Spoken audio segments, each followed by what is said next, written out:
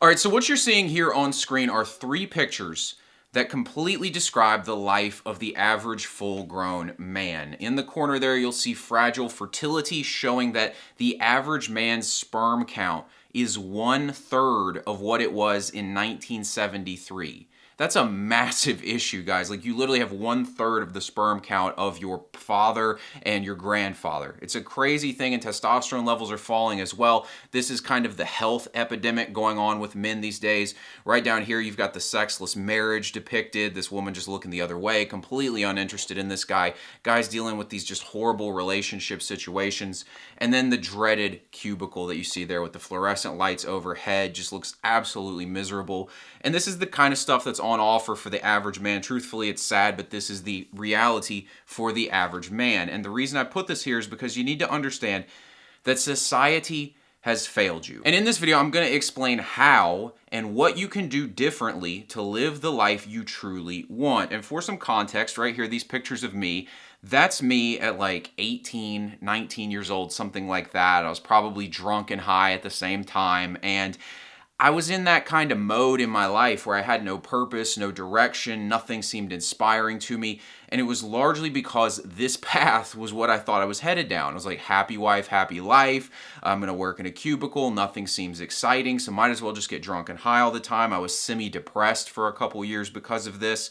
And then you see me right here. This was a picture I took a couple weeks ago on a trip to Miami. For those of you who are new to the channel and don't know, I work for myself full time at this point. I make good money. I love what I do. I have purpose and passion in every single area of life. And it's because I figured out that society was screwing us up, and basically everything they have told us is a complete lie, and you almost always need to do the opposite of what they're telling you to do if you want to have a good life. And once that clicked into my head and I started making changes and going my own direction in life, I got everything I wanted. I got to live my life. Am I a finished product? Am I at the end? Absolutely not. But that's honestly not even the point. The point is, like, I get up every day thrilled to live my life. I love what I'm pursuing. And this is not something special to me. Anybody can do it, and we're going to go into this kind of stuff in this video. So the first thing we're going to cover is how society has set you up to fail, and then we'll cover 3 things you need to do to get a different life. So I want to show you this quote right here. This quote is so powerful, I think. The point of a system is what it does. Stafford Beer was the guy who said it. Hell of a name, right? Stafford Beer. He was a professor. This quote, when I heard it, I was like, man, that's really good. It says, the point of a system is what it does. So what does that mean? You know, there's a lot of people out there that will try and tell you their intentions, right? I want to be in great shape. I want this thing. Or they'll, you know, like different political movements will promise that they're going to lead in some prosperous utopia for you. But then reality hits and it's nothing like the intentions. And so the point of this quote is to say, it's not about people's intentions. It's not about a system's goals. It's about the outcome of that thing. You get what I'm saying? So what I mean is, like, judge people and things based on their outcomes, not their intentions. So for example, we could use communism as an example. Communism, the intention of communism was to create this utopian paradise where everybody was prospering, but in the end it killed 100 million people in the 20th century. So the point of a system is what it does. It's not about your intentions, it's about outcomes. And so the outcome of communism would say that the point of communism was to kill 100 million people. And you might think that's not like reasonable, but it's just a way of thinking. You want to think about outcomes, not intentions. And I just think that's an important concept to understand as we discuss this, because you know, clearly society is producing a certain outcome. So what is the point of society if it's producing that outcome? And you want to ask yourself that. So what are the outcomes of the life path offered by society? You want to ask yourself that, because that'll tell you what the point of society is. Well, it's this stuff. So that should tell you something about the system. Now, I'm not going to say necessarily that it's malicious. You know, some people would say that. I'm not going to say you're wrong if you think it's malicious, but you know, there's different explanations, but we can't deny the reality that this is what's happening, you know, that the average man is in a horrible spot. I mean, really everybody, we don't even need to gender it, but you guys are obviously men, I'm a man, I'm talking about men's issues here. the system is designed to clearly lead us to outcomes that we don't want in our lives, and it's horrible. Now, the average man, if you ask him, he wants to be free, healthy, and empowered. Those are probably like big things that come top of mind for you. I know they are for me. Like, you want to have control over your life.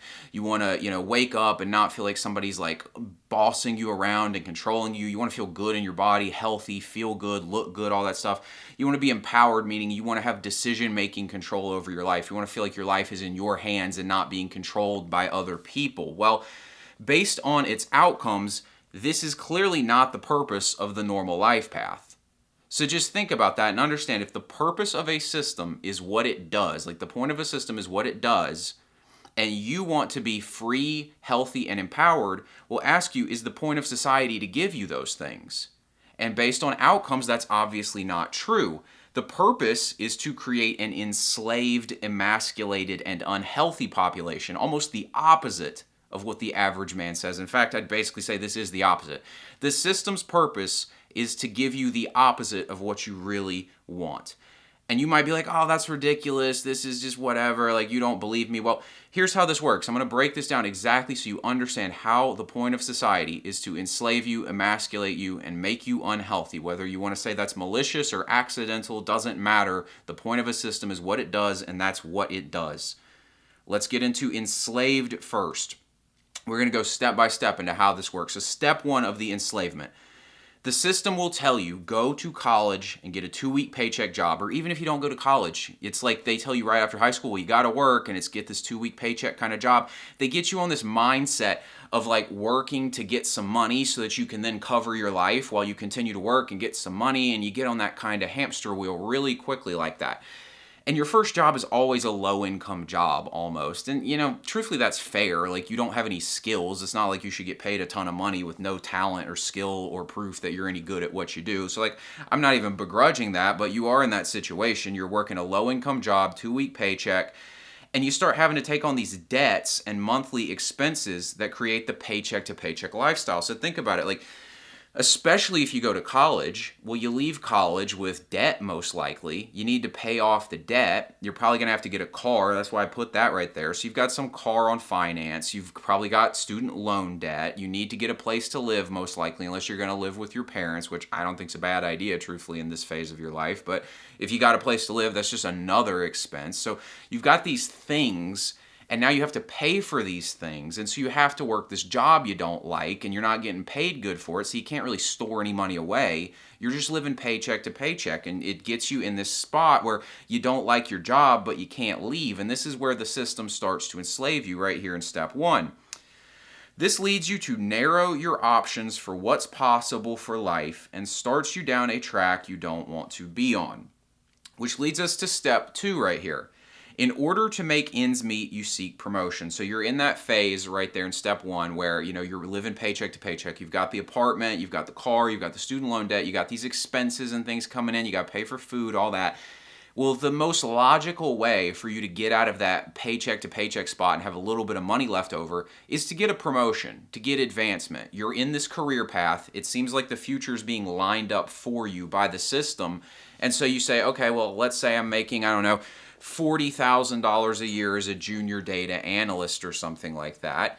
And now if I become a senior data analyst, I can get paid 55 or something like that. And so you start working towards that. You're hoping you can get your 2% annual raise or some shit like that. You know what I'm saying? And so you start working towards these things, and it creates this future where you never really stop and say, like, I don't even want any of this stuff.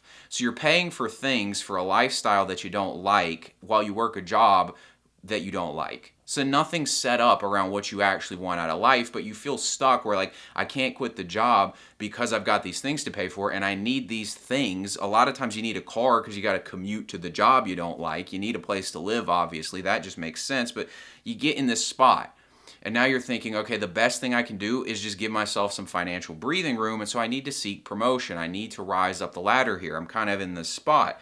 And it's not what you want, but it solves your immediate pain of financial stress, which makes sense. But the thing is, in order to be successful, you really have to be able to think long term. I figured this out, when I'm financially stressed, it just makes sense. When you're stressed about anything immediate, it makes you think short term. You're like, I need to solve this immediate issue in my life, and it just makes sense. But if you want to be free, empowered, and healthy in life, like, you got to be able to think long term. But they got you in this spot where you can't think long term because everything feels stressful. It feels immediate. And so you're in this spot. It's like, I need to solve this immediate pain. Like, I'm flat broke. I feel like everybody's getting ahead of me. I hate everything about my life. Can I at least get a little bit more money? Like, it feels like this thing. But this just leads you to further problems, however. And that gets us to step 3 right here.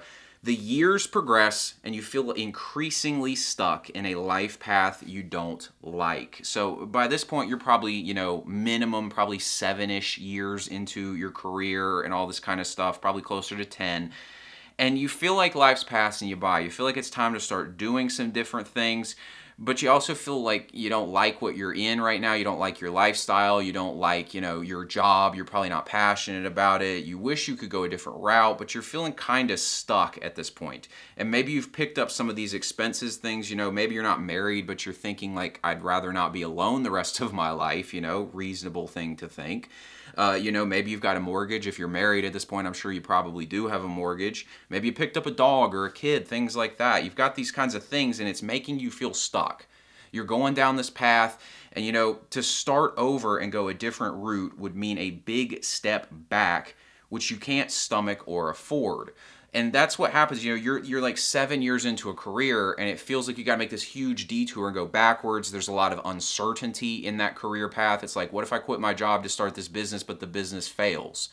And that's a reasonable thing to be thinking about at this point. And so you can't stomach or risk it. If you've got a wife or you've got, a dog even, just like you've got these responsibilities around you that mean you have to be stable and consistent. You can't really take a big chance on yourself, or certainly not as easily. And in order to take that big chance, you'd probably need some money stored away, but you probably don't have much money stored away at all at this point. And then also additional expenses are adding up and life becomes much more fixed, right? Once you have a mortgage, you really can't just quit your job. Like, you've got some $2,400 a month bill coming in every single month that you have to take care of or you're going to get foreclosed. You might have a wife you got to take care of this with. She's expecting you to be consistent. Like, you're in this spot where it's like, to turn around and take a different path in life by this point is a huge thing to do. And like, most people don't have the stomach to do it, or they simply can't afford to do it. And so you can see how you're getting more and more stuck, more and more enslaved by this point. And then we hit step 4 right here. Options in life have narrowed to where the only path seems like continuing forward on the one you are on and hoping for the best. So maybe you've got a kid. That's why I put the kid on here. I put the monthly expenses, all that. You've got all these expenses, you've got all these responsibilities, and so it just feels completely ridiculous to change course at this point. You've planned your life now around this thing you don't like, and it seems like the best thing you can do is just hope to keep climbing the ladder and stay ahead of inflation, stay ahead of the expenses, all that kind of stuff, and just try and keep your head above water. And this is why the average person between the ages of 54 and 65 has $8,000 in savings and checkings accounts. Most people, even at senior years, are flat broke, okay? Like, and it's because you get caught in this cycle where you're like, I'm a hope for the best. I got to keep moving forward, all this kind of stuff. The carrot of financial freedom is dangled in front of you. So they're like, hey, just come get this promotion. Just do this thing. Just keep working. Just keep climbing this ladder. Just keep doing this stuff. Save a little bit of money. Put it into your 401k, all that. And like, someday you'll have some money. They're always promising that someday. It's never now. You know what I'm saying? This is how this starts to work for you. And you cannot afford to leave your job, just flat out at this point. You've got too many expenses, too many responsibilities. Some people who have the discipline and willpower will build something in their free time, which I would say would be the best move at this point. You need to try and get out of it still, but like, I mean, you barely even have any free time if you got kids and all that kind of stuff. Like, you'd have to get your wife on board. You'd have to get everybody committed to this idea of, I'm going to lock in once I get off work and build the second thing to escape and get some money. So like, there's a lot involved in that. You get what I'm saying here? Like, you cannot afford to leave this job. What you cannot say no to owns you. So I want to put that here. And that's why I put this vaccine right there. Regardless of how you feel about vaccines, COVID, all that kind of stuff, during the COVID stuff, they were forcing you to roll up your sleeve. They wanted to have control over your body for a paycheck. And just think about that. And a lot of people had to do it. because they were like, I can't just get fired, you know what I'm saying? Because I have a wife, I have kids, I have responsibilities, I have a mortgage, I have all this stuff on top of me that I have to, deal with. You can't just quit. And so suddenly your body's not your own. You see how enslavement has started here. I mean, it's not started, like this is like full force enslavement. If they can just control what goes into your body or not. Same time, these people are monitoring your social media accounts to see what you said too. Like they're on top of everything. What you say, what's in your body, like you're controlled. So like it or not, you are enslaved to your job at this point. You cannot afford to leave it. The best chance you have is to just be a more high paid slave. That's the best chance you've got. And so that's what the path most people end up going down in life. They just can't leave. And this is when you get into that kind of like quiet desperation of life where like people ask you how your life's going. You say, it's okay. How's my job? It's okay. Like your answer to everything is it's okay. It's this very like depressing kind of, reality you're in where nothing has passion, nothing has purpose, and you're like confused as to how it ended up like this. Well, I'm showing you right now. It was just step by step it happened, and most people just didn't see it coming. I'm fortunate I saw it coming to a degree and found an alternative route, and I'm hoping I can wake enough of you guys up. Even if you're at step 4, like I said, best chance you got is build something in your free time. Get out of it still. You've got one life here. Even if a lot of it's been sacrificed, at least make the rest of it count. You know what I'm saying? So you're a slave by coercion. I wanted to put that on here because someone would be like, well, you're not a slave. You could quit the job and all this kind of stuff. The system is smart like this. They know that, we've got amendments to the Constitution banning slavery. We fought a whole civil war over slavery, but the people who run the world still want slaves. And so how do they do this? They do it by coercion. So they get you trapped in this situation, you know what I'm saying? Like this is why why is it that the average person always has barely enough to get by? It doesn't matter. Like even, I'm in real estate and housing prices skyrocketed, but somehow people still manage to have just enough money to buy a house. They have just enough money for that car. Like new financing ideas come out to help people invest and like spend money even though they can't afford it, more debt, all this stuff. Like you're a slave by coercion. They have you on this treadmill where you've got just enough to survive. And they give you this thing of like, hey, it's freedom. You can do what you want. You don't have to work this job. It's like, well, I kind of do. Everything would fall apart if I didn't. You know what I'm saying? So you are a slave at this point. The next one, emasculation.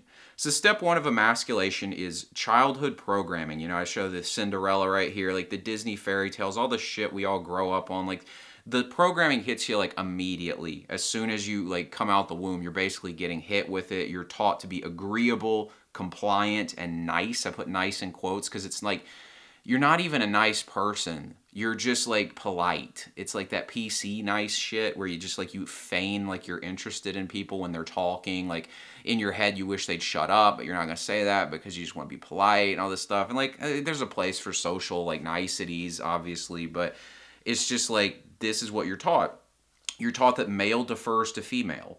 This is not expressly said. Well, actually sometimes it is, but it's more of just like inferred, implied, like the woman's always right. The TV shows always have the man on a knee for the girl and the woman's the smarter one. It's like, it's all set up in this mindset of like you thinking you're this bumbling idiot who's just lucky to find her. Like it's an emasculated frame of mind that you're taught. Like being agreeable, compliant, and nice are emasculated traits. You might think that's ridiculous, but testosterone is disagreeable. Disagreeable men founded America. Disagreeable men win wars. Disagreeable men get what they want out of life. Like, go find me an ultra successful person who's really agreeable. It doesn't happen. Being compliant. Compliance is an emasculated thing. It's a submissive trait. Being nice, right? You're afraid of people's feelings. You're afraid of them being mad at you. This is all emasculated behavior.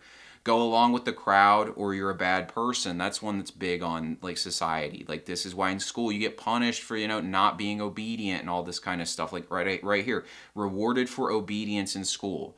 Can you get the answers to the test right? Can you, ask to go to the bathroom? Can you get up at the bell? You'll get suspended if you don't. Like everything is you're rewarded for obedience in school. They'll give you like, I remember in high school, they would give you an award if you didn't miss a day of school.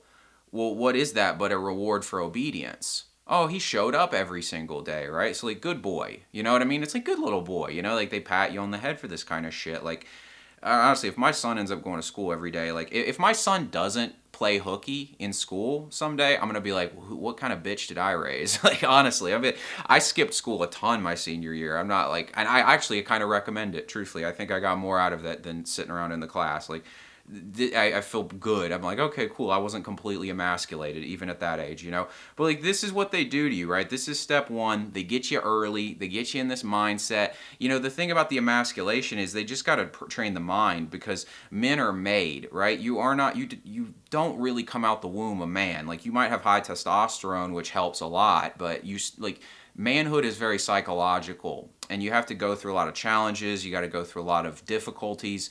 You got to be willing to say what you mean and mean what you say and stand on it and fight for it if need be. Like, you got to believe you are the shit, kind of, as a man. Like, if you're going to get anywhere in life, I'm not saying just walk around like with the biggest ego in the world, but, you know, like, you do have to believe you're worth a damn if you're going to do anything in this life. And society basically tries to beat that out of you, again, because they want to control you. And it's again, emasculation. Step two of emasculation, right here. This is kind of, we only got 2 steps for emasculation. This is where, like, all the childhood programming rears its other ugly head. You're a full-grown adult, now you're just a weak dude because none of the masculine traits you needed were approved of, and so you kind of suppress them within you. Testosterone declines through poor diet, testosterone being the male hormone, and like, our diets are basically designed to make our testosterones fall. Right here I showed the chart. Testosterone levels have fallen 1% annually for the last 40 plus years. They just keep going down, keep going down. Like, the average man in his 20s testosterone levels at this point is the equivalent of a man in like the 1940s who was 80. Like, our testosterone levels have completely fallen apart. The happy wife, happy life mindset is really ingrained. And the reason that's important to note is when they get you in that spot, well, now it's like you're not even in control of your own household. So you're like submissive on every level. And so, you know, women tend to be, and I will say that with an asterisk on it because they're not all this way, but women do tend to be much more compliant and submissive to control from like the powers that be. And so they get you in this spot where the woman's running the house. Well, you're more likely as a family unit to just go along with the rules of society because men are the rebels most of the time. For a man to be a man, he must be free. And that's why I put enslavement in quotes. Like, the first part where they enslave you leads to emasculation. Like, you have no control or autonomy over your life. And that's an emasculated, submissive position to be in. And it's just, I mean, it's true. Like, it beats men into submission. The dog within them is like crushed by the fact that they feel like they have no true autonomy and power over their life. Technology that makes us socially anxious, you know, to be a masculine man, you can't be so freaking worried about social interactions and stuff, but you're on your phone all the time. And so you go out and talk to people and you're nervous. That's not masculine at all. You get what I'm saying? So like, technology also is contributing to the emasculation. So this leads to emasculated men. All of that is pretty obvious. Like, you can see it. That's exactly how it happens. And you look around at the average man, you're like, oh, I see that. Yeah, for sure. The average man is emasculated. So now let's address health and the destruction of our health. Well, there's no real steps for this, but I just want to hit a few of the highlights here, or lowlights, truthfully. Government nutritional guidelines are bought off by corporations that encourage unhealthy foods. You know, this is corporate capture of our institutions. So like, all the supposed health institutions in our country are bought off by food companies, pharma companies, all this kind of stuff. And so they encourage you to eat crap food. And again, I don't know how many people are complicit in this being malicious or how many people are just dumb. Certainly some malicious behavior going on with this, you know, but like, the US government says that Fruit Loops are healthier than steak. That's why I put the Fruit Loops on here. Like, their food guidelines recommend Fruit Loops over steak. Hopefully now that RFK is in there, we'll get that kind of shit fixed. But like, that's what we're up against. That's what we're fed. That's why the school lunches are so fucking awful for you. Like, they're just trash. You know what I'm saying? 70% of the American diet is ultra processed foods, which is just absolutely horrible for you. Blue light, microplastics, and estrogens in the water supply. Those were just 3 things I thought of off the top of my head. What's blue light? Well, it's your phone screen. That's why I put the phone screen picture right there. Blue light is this unnatural light frequency that comes off, and it affects your brain in a certain way. It wrecks your circadian rhythm, making it difficult to sleep. There's some evidence now that it affects mitochondrial health. Not to get too into the weeds, but that's like cellular, molecular functions. Like on a cellular level, blue light is bad for you. Does a bunch of other things. Some people have like suggested that blue light also has this way of kind of putting you in this trance-like state, and that's why like when you're scrolling on the phone, it's so easy to get caught up in it and stuff. Microplastics, you know, the average person, I believe consumes a credit card's worth of plastic per week.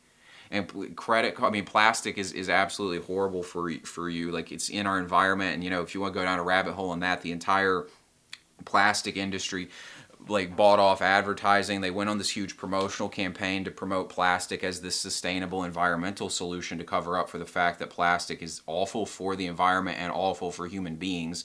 We shouldn't have plastic in our society, but it's literally everywhere.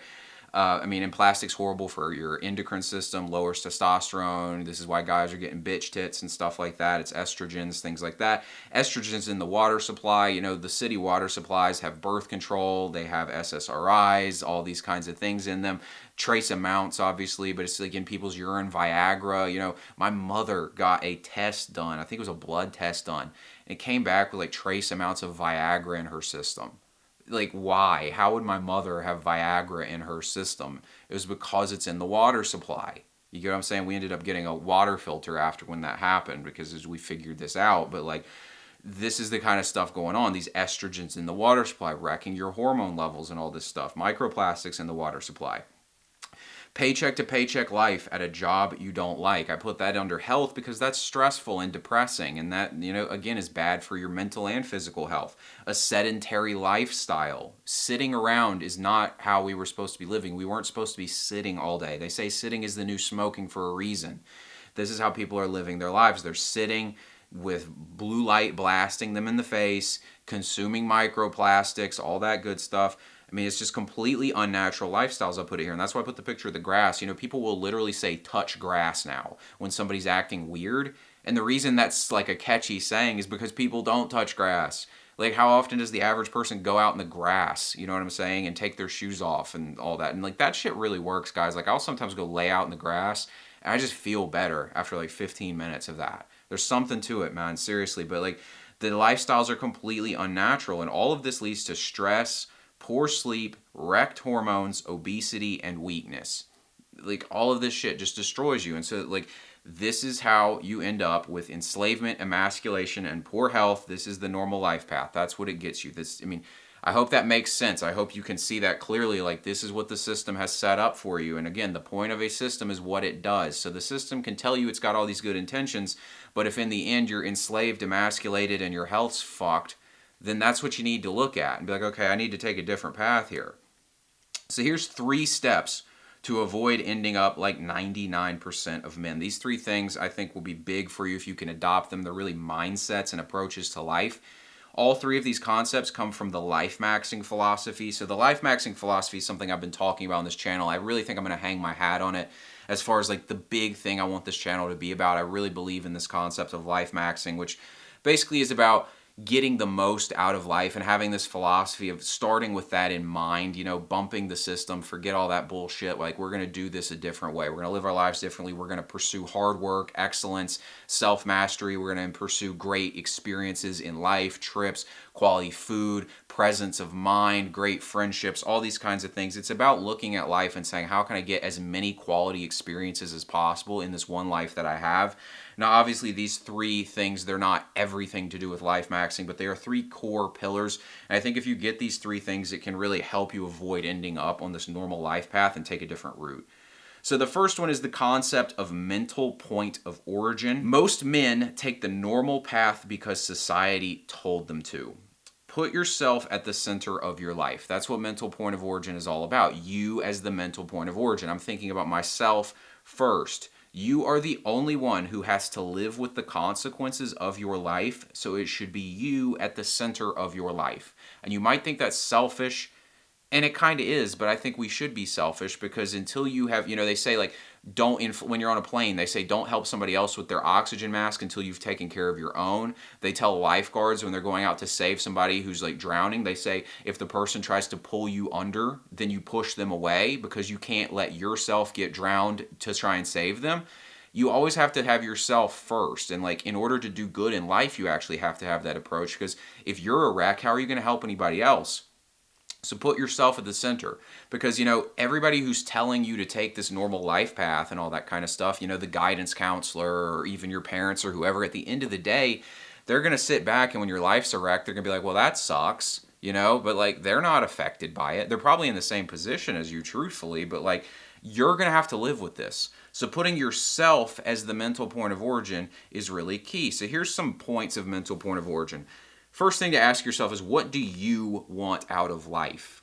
Most people just don't ask this question, but like, what you need to ask it, because otherwise you can't expect to get anything good out of it. If you don't know what you want, then why would you get it? You get what I'm saying? So really asking that question and be like, what do I want? And, I think people overthink this question, actually, because it's really not that complicated. It's really about asking, like, what do you value deeply? So like, for me, I value freedom, empowerment. I value my health. I value financial freedom. I value excellence. I value being a high status kind of person. I want to be like a top level person in all realms of my life. Those are things I value. Well, that's pretty easy to figure out. Once I understand that, I'm like, what kinds of things do I need to put in place? What kind of ways should I live my life to set that kind of thing up? It's pretty straightforward. And then you ask yourself this question all the time: does this serve me? Society's going to serve itself. Again, society has itself as the mental point of origin. It does not have you. It's using you for whatever it can. That's what taxes are for. You need to go work, pay your taxes, so society can have your money. You get what I'm saying? And they need, somebody has to go do this work so that other people can live off your labor. And that, I'm fine with capitalism, but like, the system is set up this way, guys. And so you want to ask the same question: does this serve me? So when they say go to college and take out debt, well, does this serve me? And this is why you need to have asked yourself, what do you want out of life? Because when you know what you want out of life, you can then look at things and be like, well, does this serve me? It's important for you to really get this into your head, and then have the confidence to just be like, I'm going to go my own way in life. You have to develop that strength inside of yourself to believe in your own thinking and your own goals in life, and not just do what the crowd says. Design your life around getting what you want. So just from the ground up, and you look at it, most people, I'm going to make a whole video on this, but most people design their lives around jobs they hate. So they have a job, they get an apartment or a house that's close to the job, they get a car that's good for the commute to the job, they do like all this kind of stuff, like everything's built around it. They plan their family vacation for the 1 week they get off per year or something like that. Like, it's all built around a job they don't like, and I just think it's a stupid way to do it, and it's because they didn't ask, what do you want out of life? But if you do that, you say, okay, here's what I want. What should I do to set that up? And then it's not crazy, right? You just, right here, I put be a strategic thinker. If you can think strategically about it, you'll find answers to this stuff pretty easily. It's not rocket science, really. It's like I said, I knew I wanted freedom, so I was like, okay, well, I need to make good money. I need to work for myself. I need to have flexibility and control over my schedule, all these kinds of things. I was like, what paths lead me to that? And then I just found some stuff that did it, right? It's like, it's not that crazy, If some people, maybe they're comfortable with working the 9-to-5 lifestyle. Maybe they want to climb the corporate ladder and be like an executive or something like that. That's fine. That's cool if that's what you want to do.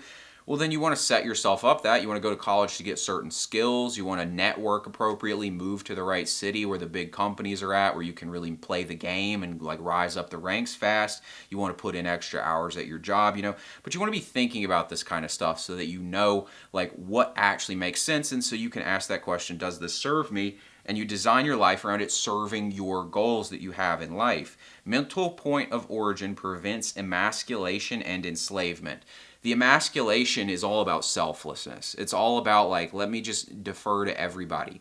Happy wife, happy life. Let me just go along with everybody. Well, if everybody else is wearing the mask, I guess I'll do it. I want to get along. Like, I don't want my boss to be mad, so I'll do this thing. Agreeableness, compliance, all that kind of shit. Well, mental point of origin goes against that, because when you say, does this serve me? You find out most of the shit people want you to do doesn't serve you.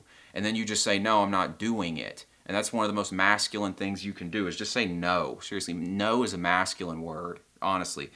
Enslavement, that part of it, obviously, like if you're the mental point of origin, well, you're not going to take that life path that we mentioned for enslavement. You're going to think it through and take a different life path. So number 2 is maintain flexibility.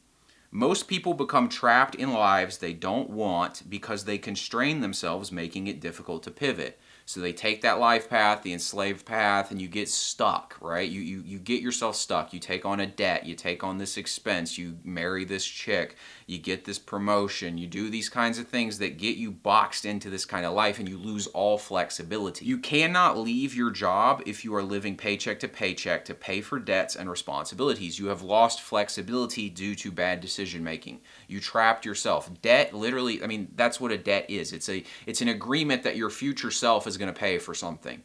So you have no flexibility at that point. Like, I moved to, for those of you who don't know, I moved to Houston, Texas a few years ago to go all in on a business idea I had. I wanted to be in the fitness industry. I moved down there. I knew there was a lot of people who did content in that space down there. And so I moved down there. I quit my job and did it. Had I had a mortgage or a wife or something like that, then I couldn't have just quit my job and moved across the country to take a chance on something. I had flexibility because I did know this. I was like, I want to keep myself as agile as possible right now. I don't want to be tied down to anything because I'm not at a point in my life where I should be tied down. Sometimes getting what you want most means giving up what you want right now. Going back to my Houston story, I was in a spot where I was offered the manager position at the company I was working at. I was working in retail. I was offered the management position of the store. It was going to pay me like $65,000 a year. And in my mind, I was like, okay, I can get this apartment that I want, and like I have a little bit of significance. I'm like in this spot where I'm okay financially. Like it doesn't look like I'm doing too bad, but I knew in my heart that wasn't what I wanted out of life. And I knew if I took that path, it was just going to lead me down this thing where I was really stuck. And I had no control over my life, and I was never going to get what I really wanted just because I tried to get what I wanted right now. And so I said, I'm not going to do that. And that's when I quit my job and moved to Houston, Texas, and took a chance on myself because I understood that sometimes in life, to get what you want, you have to give up what you want right now. And I think that's a key thing to understand because life's going to present you these options. It's going to be like, hey, do you really want what you say you want, or are you okay with a half-assed version of it? And most people will take the half-assed version of it, but I just don't do it, guys. Seriously, go for what you want out of life. Again, you got one life. Like, who gives a fuck? Do something cool with it, seriously. So here's some principles of maintaining flexibility. Avoid responsibilities and commitments until you have accomplished your biggest goal. So until you've done the one big thing that you really want, you don't know what is going to be required to get it. And so if you have responsibilities and commitments, it limits what you're able to sacrifice for the big thing. And so like for me, my big thing is I want to be incredibly financially successful. I want to work for myself, which I am doing that part, but I haven't reached my financial goals yet. So it just doesn't make sense for me to, take all my money, sink it into a mortgage or, get married, all this stuff, because I don't know what life holds for me at this point, And so like I want to maintain complete flexibility as much as possible. The only thing I have that I have to pay for is a car. Everything else is like stuff that, obviously credit cards, but that's just monthly expenses and stuff. But like, I don't have any serious things holding me down. I'm not stuck anywhere because I understand this thing of you want to maintain flexibility in life. Buying your freedom papers is hard and becomes much harder when you tie yourself down. You need to understand that I like that term freedom papers. That's what the slaves used to have to do, is to get their freedom papers from their master. Well, that's kind of what society does to you in the form of like a 401k and the idea of retirement. It's like your freedom papers, I've got enough money to quit this thing, you know what I'm saying? Or like you get your social security, all that kind of stuff.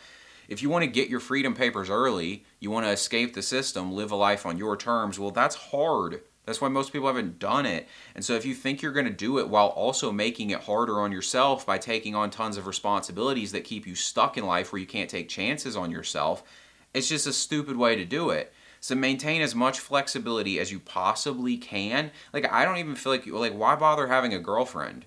I don't even think you should have a girlfriend. Date casually until you've hit your biggest goal. Because here's the thing, also, once you hit your biggest goal, any girl that you would have wanted to date will want to date you still, because now you're just a higher level version of yourself. So like, you might as well just hold off on that. Date casually. Keep everything as loose from you as possible. You don't want to be tied down to anything. You don't want to have to think about anything but achieving your biggest goals in life. Build your life around freedom first, income second. And I put income second there because you do want to build it around income, because income is an essential part of having freedom and flexibility in life. But what most people do is they give up their freedom for the money, and then they think they can use the money to buy back their freedom later. And I just think that's the wrong way to do it. You want to optimize for freedom because, I know people who they went and got the money, and I don't begrudge them for it. We're all in situations where that's difficult, and like you're struggling financially, you want a better life for yourself, and they gave up their freedom to get the money, and so they're in this job where maybe they're getting paid six figures, but they're working like a dog, they hate their job, and now they feel stuck because they're getting paid good, they've got the mortgage, they got the wife, all this kind of stuff, and it's like, well, how can I turn around now? And it's like if you had optimized for freedom over income, yeah, it would have taken longer to get the income most likely because you would have you couldn't have taken the easy path straight to the income. You got to play it smart, the long path. But in the end, you can have both. Whereas if you take the income first, freedom second, it's a lot harder to go get the freedom again. And usually it takes a lot longer. So I tell people optimize for freedom first, then income. You want to make as much money as possible without sabotaging your freedom. And I also want to lay out here just so that nobody gets confused. I'm not saying don't work a job, right? I've had to work a job before. I just mentioned that I had that job before I quit my time in Houston.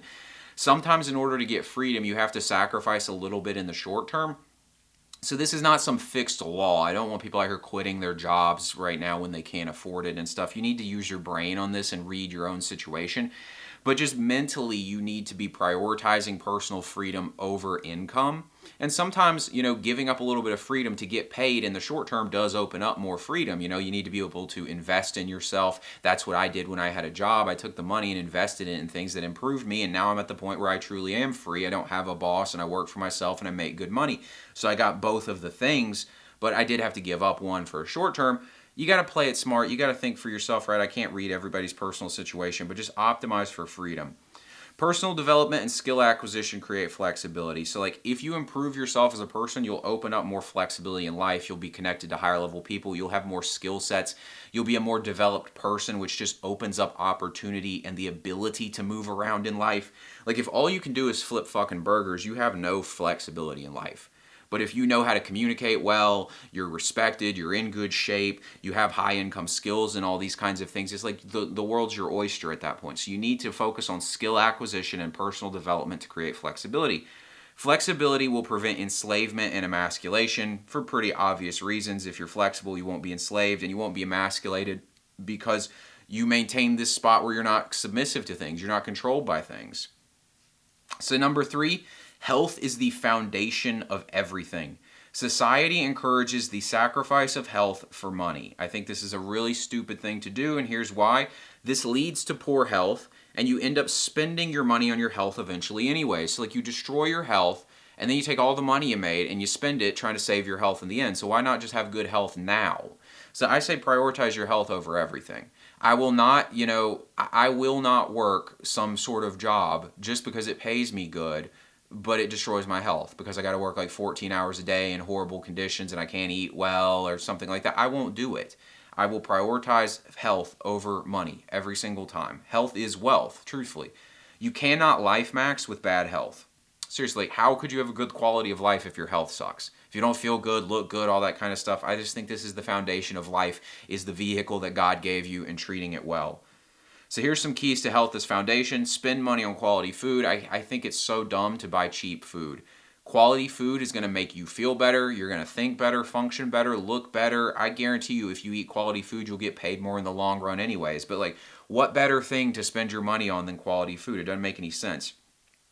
Do not sacrifice the gym for money. Some people will get in this mode where it's I'm going to lock in on work and just work, and then they get fat and out of shape. And I just think that's dumb.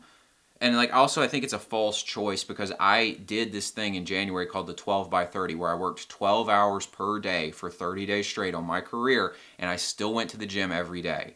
If you want to do it, you can do it. So never sacrifice the gym for money. Train. Training comes first before everything. Every man should be an expert in health. This is your body God gave you. Are you going to have any insight into it? Are you going to understand it at all? Learn what you're putting into yourself. Figure this kind of shit out, right? I just think it's stupid to be a novice in this area. Invest in health products. A few examples. Whole house water filter, which goes against what I was mentioning with, the microplastics and the estrogens in the water supply.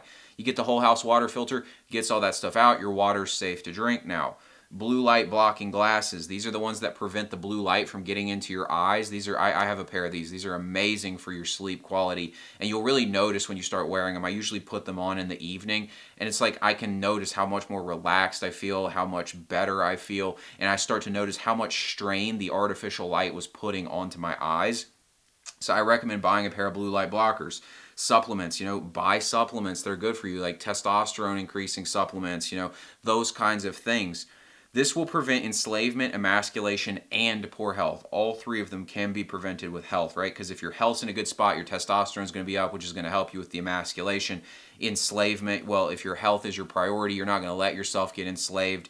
And poor health is obviously, if you take care of your health, you're not going to have poor health. Now, a key to avoiding society's traps is not caring what people think. In order to have the mental point of origin, you have to not care what people think. In order to be healthy, you have to not care what people think, because people are going to tell you to eat shitty food and do all this kind of crap. In order to be flexible, people are going to tell you to give up your flexibility and just take the safe bet in life. You have to really not give a fuck what people think, but most people struggle with that. And if you're one of these guys who needs to do better at genuinely not caring what people think, click on this video that I'm putting up on screen. I break the whole thing down, how you can learn to finally stop caring what people think of you. Thanks for watching, guys, and I'll talk to you later.